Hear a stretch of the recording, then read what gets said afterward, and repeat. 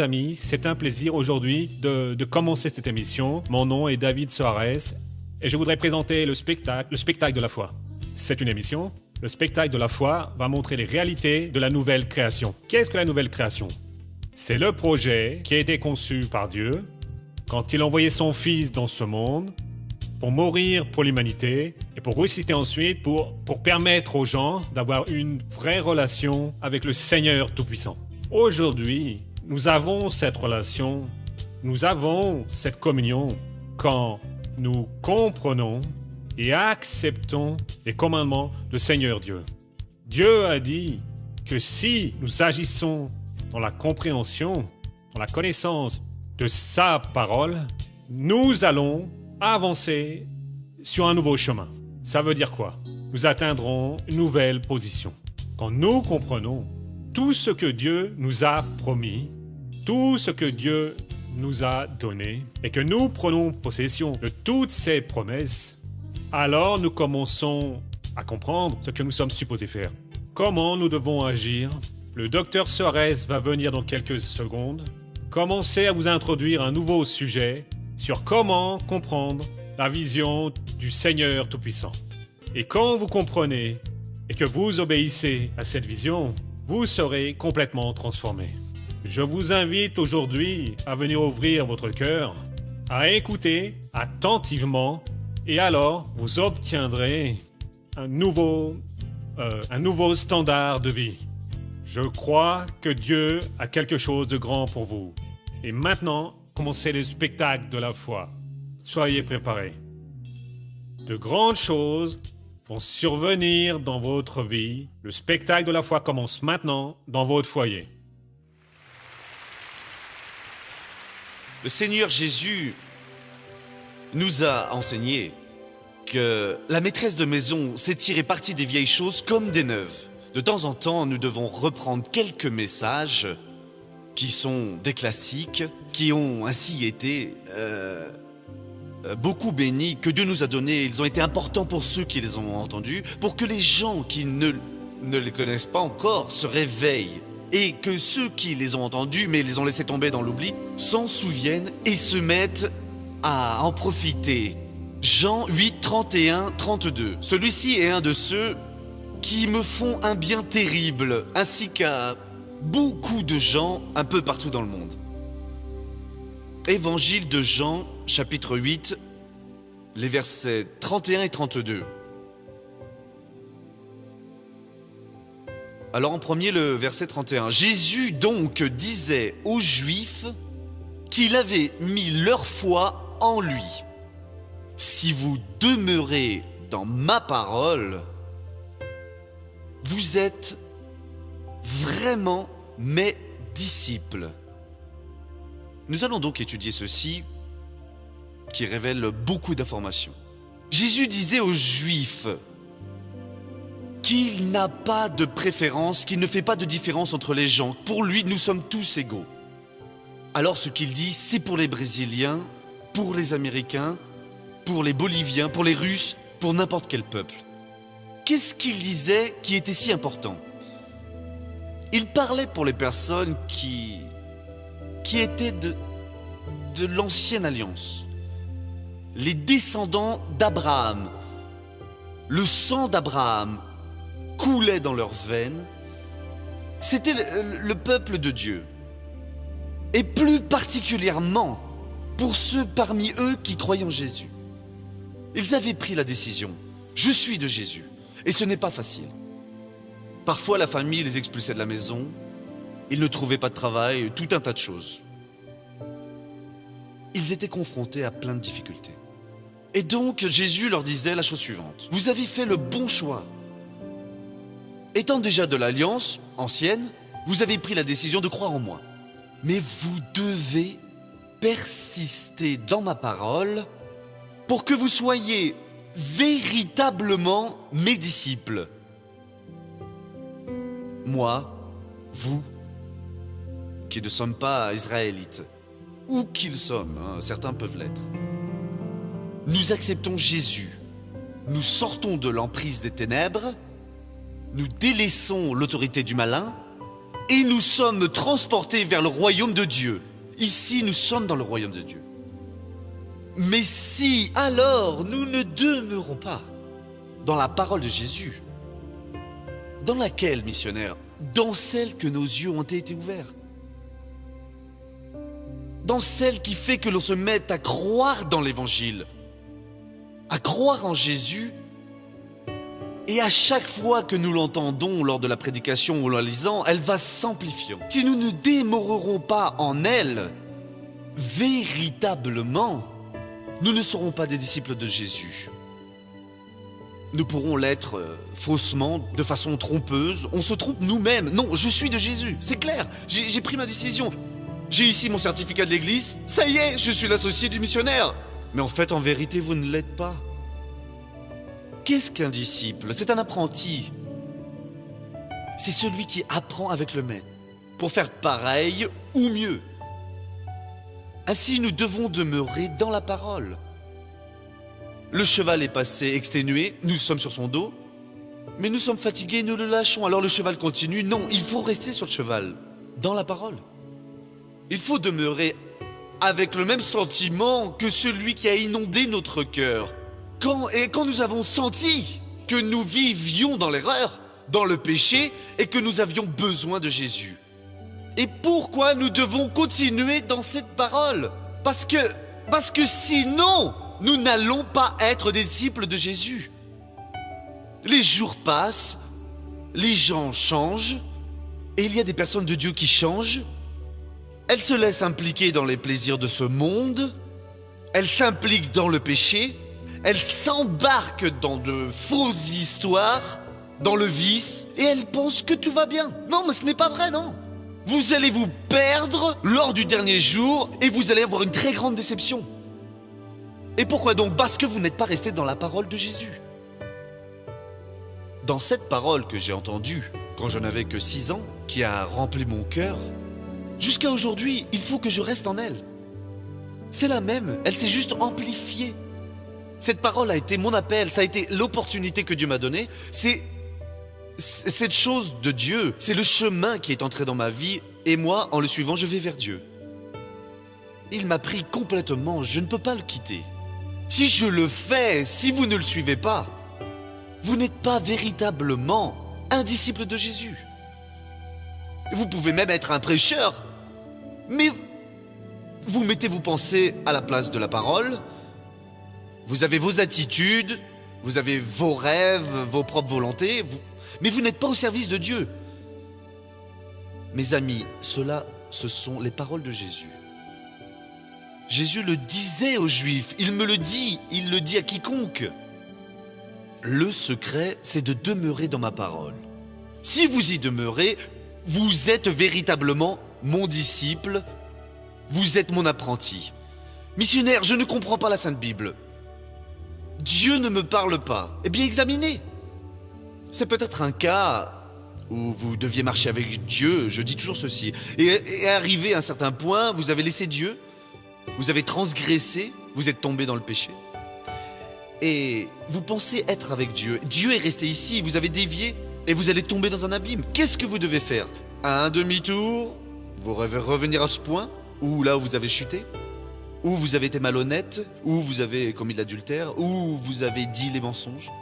Arrangez toutes ces situations parce que sinon vous êtes tout seul. Dieu est resté ici, vous avez continué, revenez, reprenez-vous pour pouvoir marcher avec Dieu. Demeurez dans la parole. Dieu, je suis sorti de ta parole. Je me suis impliqué. Oh mon Dieu, ça a été quelque chose, car quand j'ai ouvert les yeux, j'avais déjà chuté. Et j'ai chuté 1 fois, 2 fois, 10 fois, 200 fois, je ne sais pas combien de fois. Il faut revenir, mon frère. Si vous ne demeurez pas dans la parole, vous êtes descendu du cheval, vous avez vendu le cheval, courez et sautez à nouveau sur le cheval. Si vous ne demeurez pas dans la parole, véritablement, vous n'êtes pas un disciple. Vous croyez l'être, vous semblez l'être, vous pensez que vous êtes un disciple. Avez-vous beaucoup à gagner? Ah, missionnaire, c'est tellement d'argent que je n'ai pas voulu donner la dîme, mon pauvre ami. Vous avez vendu au diable ce qui appartient à Dieu. Du plus petit au plus grand, c'est l'œuvre de Dieu. Vous avez fait quelque chose de mal à quelqu'un, il faut aller réparer ça. Si vous ne demeurez pas dans la parole, vous êtes en train de vous tromper. Et nombreux sont ceux qui se trompent. Et ces personnes vont se perdre éternellement. Seul est disciple de Jésus la personne qui demeure dans la parole. Et missionnaire, il enseigne cela aux gens, tous les jours, à toutes les heures, mon frère.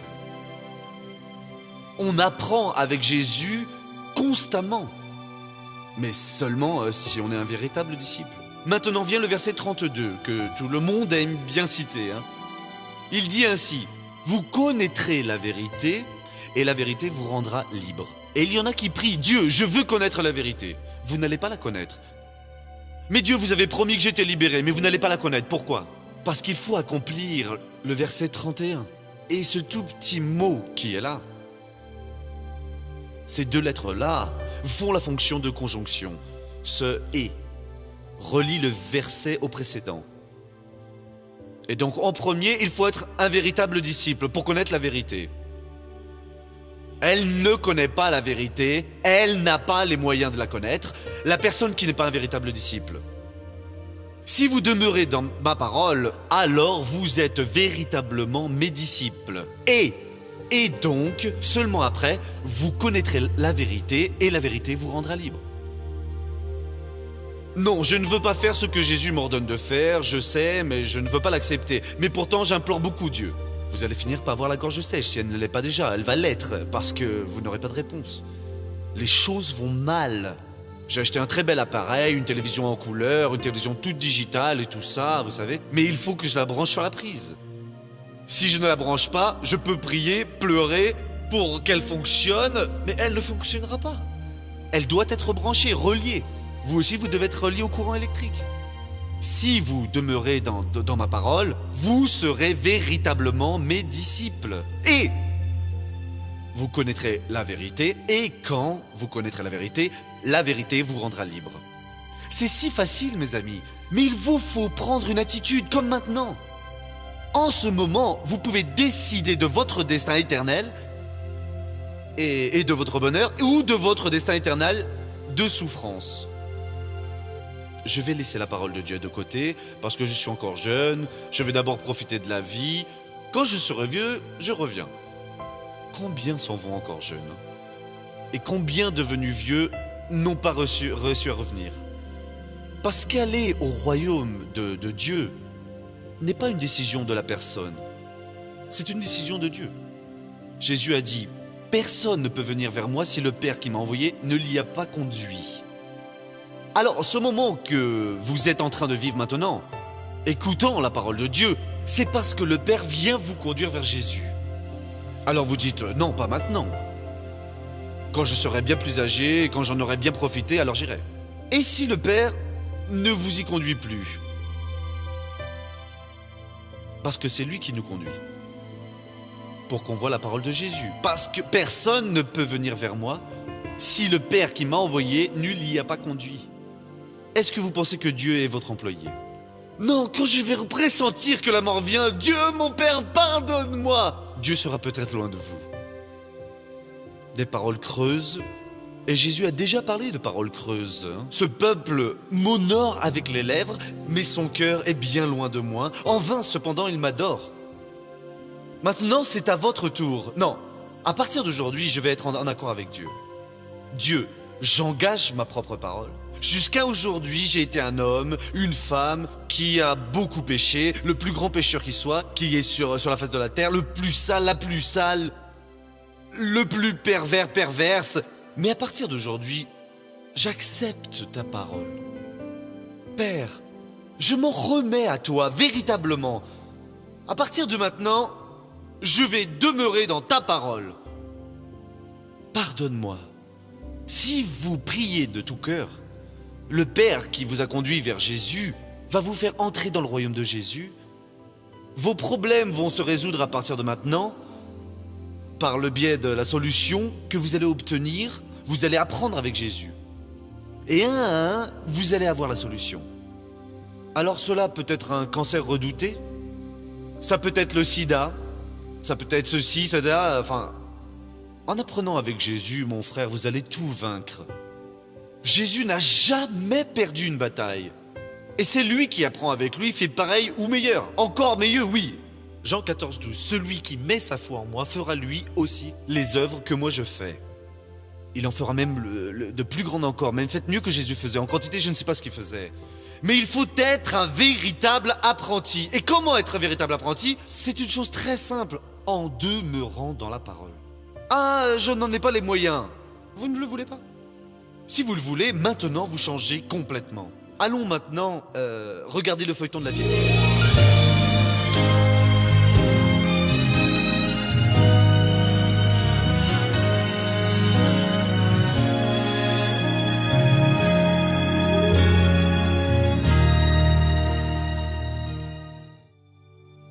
Paul connaissait déjà la parole, mais il ne prenait pas la décision de servir Dieu. À vrai dire, on ne veut jamais rien écouter, vous savez. Comme j'étais jeune, je ne pensais qu'à m'amuser, à profiter du week-end pour aller boire et pour faire la fête. C'était tout ce que je voulais. J'étais ce genre de garçon qui avait toujours l'habitude de sortir. Je buvais tous les week-ends et j'étais aussi assez bagarreur. Et puis là, en 2006, pour le carnaval, on est allé au carnaval, hein, moi, ma femme, mon beau-frère et sa femme. Je me suis bagarré plus de 5 fois cette nuit-là. Et la dernière bagarre, c'était à peu près vers 5h30 du matin. J'ai reçu un coup de bouteille au visage et à ce moment-là, la bouteille a coupé ma glande parotide. C'est cette glande d'où sortent tous les nerfs du visage. Elle permet le mouvement des yeux, de la bouche et il y a une branche qui va vers le cou. Il y a aussi des nerfs. En plus de courir le risque de perdre les mouvements faciaux, Paul a le visage constamment enflé à cause de la blessure. Comme cette glande produit la salive, quand je mangeais, mon visage se mettait à enfler. Il enflait et là se mettait à couler la salive par la peau, dehors, vous voyez. Quand je parlais beaucoup, je la sentais également couler. Je sentais couler la salive. Il était horrible, il était tout enflé, plein de points, la cicatrice bien enflée. Il mangeait, devenait une boule. Alors je suis allé voir plusieurs médecins, beaucoup de médecins. Mais aucun médecin ne voulait m'opérer parce que du seul fait de faire la chirurgie, on peut déjà rester plus de 3 mois paralysé du visage. Et elle est très risquée cette opération, parce que s'il ne faisait ne serait-ce que la moindre erreur, je pouvais avoir la moitié du visage paralysé. Jusqu'à ce que j'arrive à trouver un médecin qui puisse faire l'opération. Et ça, c'était le 2 mars à peu près, de 2006. L'opération était prévue pour le 17 du mois. Et là, mon père, il était déjà converti. Il fréquentait l'église de la Grâce.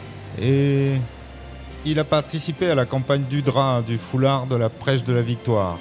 Alors il m'a donné le foulard, il a dit place le foulard ici et demande à Jésus parce qu'il va te guérir. Et alors toute la nuit je plaçais le foulard là et je pleurais, je demandais, je pense que je me suis repenti de tout ce que j'ai fait, de tout ce que j'avais fait. Et je demandais à Jésus pour qu'il vienne et qu'il me touche. Et puis un jour avant de faire l'opération, mon visage est devenu comme il est aujourd'hui, il est devenu lisse. Il n'en fait plus, je mangeais et il n'en fait plus. Bien sûr, la cicatrice est restée comme elle est aujourd'hui, mais la salive ne coulait plus. Et ça n'enflait plus.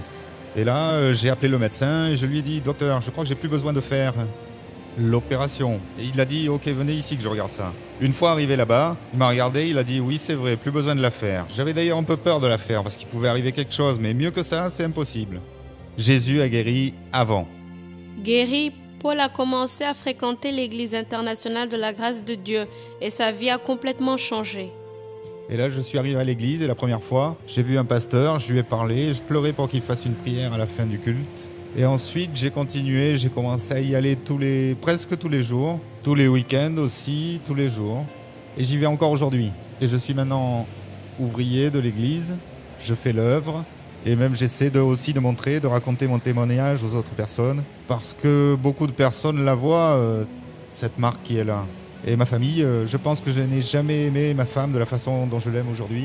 Je donne plus de valeur à mon épouse, à ma fille, vous voyez, à toute ma famille, au lieu de vouloir faire d'autres choses pour le travail, pour la fête. Il est totalement transformé sans Jésus.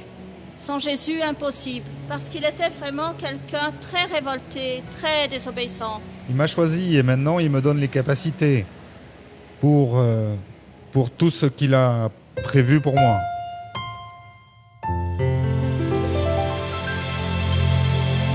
Voyez, messieurs, dames, même que votre problème soit le résultat d'une vie dissolue, comme dans le cas de ce garçon, Jésus est miséricordieux. Jésus guérit. Ce foulard a ma main imprimée car j'y ai fait une prière. Mais ce n'est pas le foulard qui a guéri, c'est Jésus. Mais cela a été le point de départ pour qu'il reçoive la bénédiction. Je ne sais pas ce que Dieu révèle à votre cœur, mais ce qu'il déclare, faites-le au nom du Seigneur Jésus, et vous serez alors bénis. Missionnaire, aujourd'hui Dieu m'a parlé. Et aujourd'hui je vais changer. Vous le voulez, je vais vous aider en prière. Restez debout que je prie pour vous. Vous à la maison, faites la même chose, je le veux. Dieu sait bien que ce que je veux, c'est changer ma vie. C'est maintenant, hein. Après, ça peut être trop tard. Courbez la tête et fermez les yeux. Père, je viens maintenant vers toi en cet important moment. Père, parce que ta parole a parlé à cette congrégation. Ces personnes ont entendu ta voix et se sont relevées. Père, je sais que le Seigneur est en train de faire une œuvre. Je sais qu'en ce moment, le Seigneur est en action. Et je bénis ces personnes.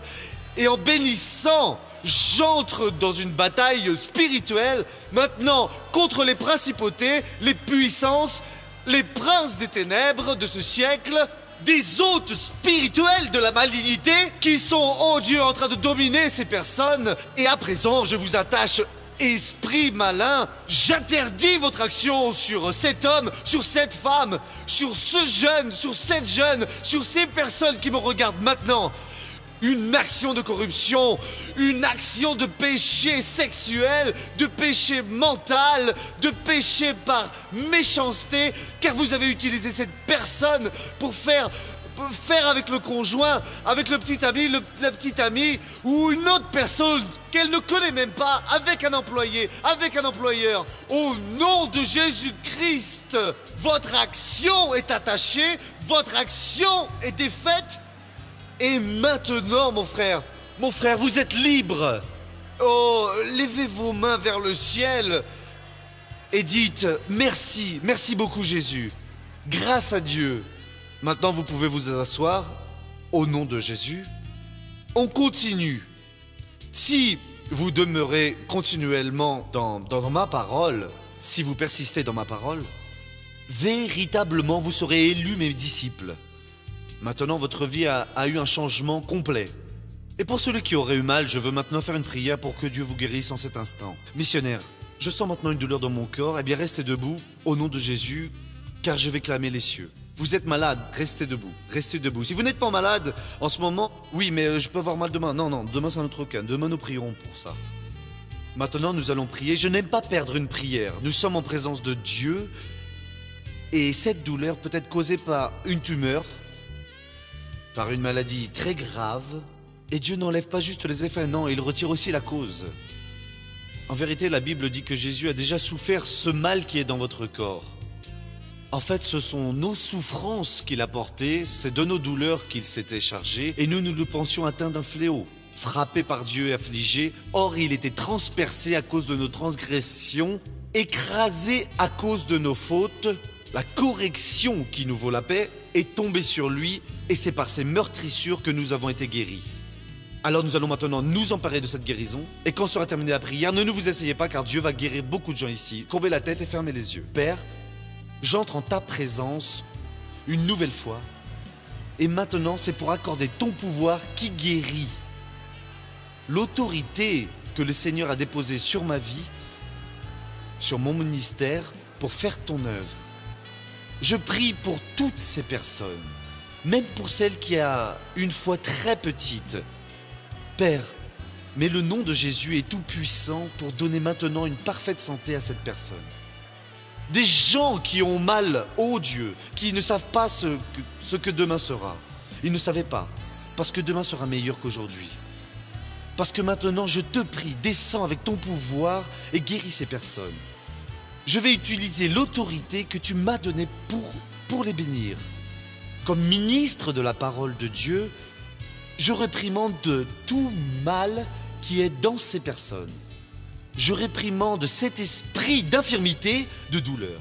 Et je dis maintenant, démon, vous et votre effet et votre cause, sortez de cette personne. Allez-vous-en maintenant avec ces douleurs au nom de Jésus. Et vous dites, merci beaucoup Jésus.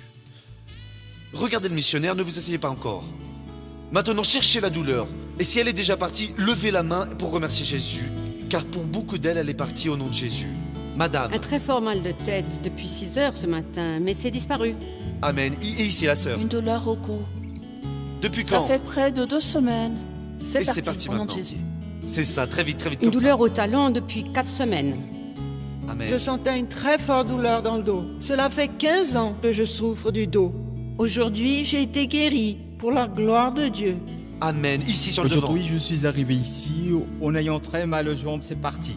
C'est ça, Très c'est ça, mal à très mon vite. genou. Je suis arrivée, les jambes toutes enflées. J'ai demandé au pasteur de prier. Je vais bien, grâce à Dieu. Pasteur, je sentais une très forte douleur ici dans le dos. Et une fois que vous avez prié, c'est C'est passé. Gloire à Cela Dieu. fait 15 jours que j'avais une douleur dans le dos. J'avais très mal aux reins. J'avais des vertiges. À présent, c'est parti. Mal à la tête, ça fait 2 jours. C'est parti. Ça fait plus d'1 mois que j'avais mal. Mais c'est parti, grâce à Dieu. C'est parti. Nous allons applaudir Jésus. Bien, je crois que toutes ces promesses, que toutes ces paroles qui ont été prêchées pour vous, et cette prière, vont alors pouvoir permettre que vous receviez une grande différence dans votre vie. Et beaucoup de gens aujourd'hui ont grand besoin d'agir vraiment dans la lumière que Dieu a ouverte pour eux. Par exemple, beaucoup de personnes maintenant sentent un désir brûlant au fond de leur cœur et cela fait qu'elles pensent bien. J'aime cette émission. Je voudrais que ces programmes restent télévisés. Je voudrais que cette émission passe dans mon foyer tous les jours de la semaine. Bien, c'est un bon sentiment. Mais pour permettre que cela se produise, vous devez avoir les ressources pour faire fonctionner ce programme. Et beaucoup de gens aujourd'hui sont appelés pour devenir des parrains du spectacle de la foi. Qu'est-ce qu'un parrain? C'est une personne qui ressent que Dieu, qui a été touchée par Dieu, et pris la décision au fond de son cœur et elle a dit « Bien, je vais aider ce programme financièrement pour qu'il reste à l'écran. » Et si vous sentez maintenant dans votre cœur, vous pouvez appeler pour obtenir plus d'informations à travers du téléphone qui est affiché sur votre écran. Nous serons ravis de vous assister. Je sais que beaucoup de personnes vont nous téléphoner aujourd'hui pour devenir des parrains de cette émission et je crois que comme Dieu vous appelle, Dieu vous donnera les moyens monétaires, les possibilités financières pour vous, pour garder ce programme présent dans votre vie. Donc, je crois dans votre appel et je crois que Dieu va vraiment vous en donner les moyens. Appelez maintenant ce numéro qui est affiché sur votre écran où vous pouvez obtenir plus d'informations sur notre site internet qui est affiché sur votre écran et nous serons ravis de vous assister pour avoir les informations dont vous auriez besoin. D'accord? Bien, nous avons terminé ce programme pour aujourd'hui. Demain, nous reviendrons. Que Dieu vous bénisse tous. Au plaisir de vous revoir. Salut.